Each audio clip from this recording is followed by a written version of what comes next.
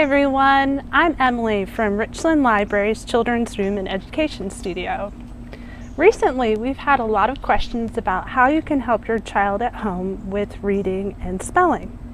So today I'm going to show you a multi-sensory strategy called fingerspelling. This is a strategy that I learned from the Orton Gillingham Fellow Janet Jones. So with fingerspelling, what your child is learning to do is to take a word and break it apart into its separate sounds, and then associate those sounds with the written letter. So for example, if I take the word sat, at, they first hear the sound, and then they can identify the letter, S-A-T. Then they write the word down, S-A-T. Now, there's a couple of things that you need to keep in mind when you're fingerspelling. You always want to use your non-dominant hand. So I'm right-handed, so I'm using my left hand to fingerspell. If you're left-handed, you're going to use your right hand. Also, what you want to keep in mind is you always want to go from left to right. We read from left to right and we write from left to right. So we always want to keep reinforcing that concept. So for example, I fingerspelled with my left hand, and I'm going from my left to my right. Okay, so I started with my thumb, at, and I ended with my middle finger. Now, if your child is left-handed, you're going to spell with your right hand. So they'll start with their pinky. They'll say sat, S-A-T, sat. Okay, so for today's practice, I'm going to model this with a student. And we are just going to go over level 1 words. So they're one-syllable words with short vowel sounds. All the consonants are going to make their most common sound.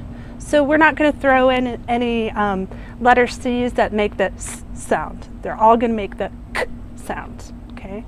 There are all sorts of ways to fingerspell.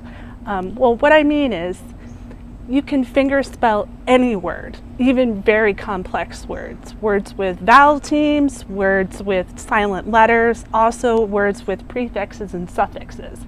But we're just going to cover the basics today. So I'm going to bring out my student in just a minute and we'll walk through the process with you. Okay, this is Isla, and she's going to help me model how to fingerspell. As we go through the process the first time, I'm going to explain what we're doing, and for the final 2 words, we're going to just model it without speaking. So first what we're going to do is I'm going to give Isla a word, okay? Cat. Then I'll use the word in a sentence. The cat sat on a windowsill. Cat. Now Isla is going to fingerspell the word. She's going to segment those sounds. Go ahead, Isla. Say the word first. Cat. K-a-t. Good. Now she has done the sounds. Now she's going to point out the letters. So tell us what letters those are. C-A-T. Good, Isla. Now write the word down and say the letters as you write. C-A-T. Cat. Excellent. Okay, so I first said the word, used it in a sentence, and then said the word again. Isla repeats the word, and then she fingerspells it. And then finally, she writes the word down on paper. Okay, so for these next 2, we're not going to explain. We're just going to do it, okay? Are you ready? Mm-hmm. All right. So, this next word is the word stump. There used to be a big stump in our backyard. That is true. Say the word. Stump. Okay. S-T-U-M-P.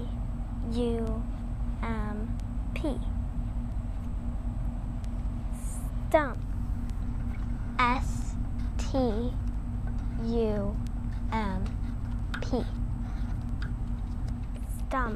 Excellent. Great. That's excellent spelling. Okay, we've got one more. The word is yet. I haven't finished my homework yet. What's the word? Yet. Yet. Y-E-T. Y-E-T. Yet. Very good. Now there's a couple of other things I want to point out to you to help Isla with her writing is that we have the paper at a 45-degree angle. We make sure that her elbows are on the table and she has the correct pencil grip too. Okay? And we can show you more about a pencil grip in another video. All right, thank you for your help today, Isla. I appreciate it. You're welcome, Mommy. Bye, everybody. Say bye.